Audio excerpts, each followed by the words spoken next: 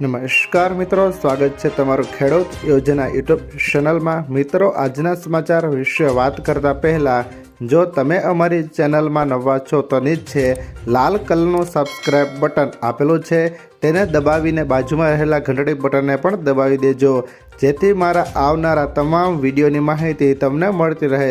ગુજરાતમાં નવી સહકારી બેંકોને મંજૂરી। ગુજરાતમાં નવી જિલ્લા મધ્યસ્થ સહકારી બેંકોની રચનાને સૈદ્ધાંતિક મંજૂરી આપવામાં આવી।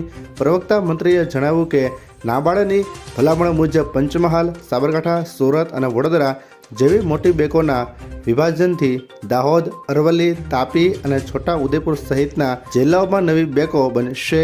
આ નિર્ણયથી ખેડૂતોને અને સહકારી માળખાને સ્થાનિક સ્તરે મજબૂતી અને સુવિધા પ્રાપ્ત થશે।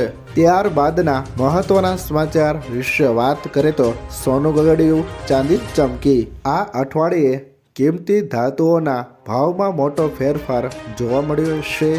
સોનાના ભાવમાં પ્રતિ 10 ગ્રામ ₹3,174નો ઘટાડો થતાં તે ₹1,37,782ના સ્તરે પહોંચ્યું છે, જે અગાઉ ₹1,37,956 હતું। બીજી તરફ ચાંદીના ભાવમાં ₹6,443નો તોતિંગ ઉછાળો આવ્યો છે। આ તેજી સાથે ચાંદી હવે ₹2,34,550 પ્રતિ કિલોએ પહોંચી છે। વૈશ્વિક બજારમાં ડોલરની વધઘટ અને ઔદ્યોગિક માંગને કારણે બંને ધાતુઓમાં વિરોધાભાસી ટ્રેડ જોવા મળી રહ્યો છે। ત્યારબાદના અગત્યના સમાચાર વિશે વાત કરીએ તો નવા વર્ષ જ એલપીજી સિલિન્ડર વધુ મોંઘા થયા।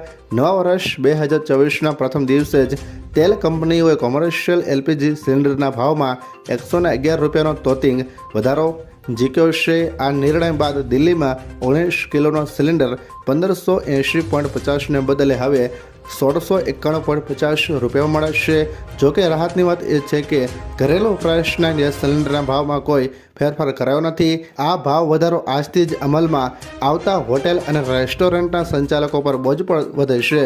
ત્યારબાદના મહત્વના સમાચાર વિશે વાત કરીએ તો ગુજરાતમાં રેશન કાર્ડ ઓળખ કે રહેઠાણના પુરાવા તરીકે માન્ય નહીં ગણાય। ગુજરાતના લાખો રેશન કાર્ડ ધારકો માટે એક મહત્વના સમાચાર સામે આવ્યા છે। ગુજરાત સરકારના અન્ન અને નાગરિક પુરવઠા વિભાગ દ્વારા એક પરિપત્ર જાહેર કરીને કહેવાયું છે કે હવે રેશન કાર્ડનો ઉપયોગ ઓળખના પુરાવા કે રહેઠાણના પુરાવા તરીકે માન્ય નહીં ગણાય। હવે રેશન કાર્ડ ફક્ત રાજ્ય સરકારની જાહેરાત વિતરણ વ્યવસ્થા હેઠળ સબસિડીવાળું અનાજ મેળવવા પૂરતી જ સીમિત રહેશે।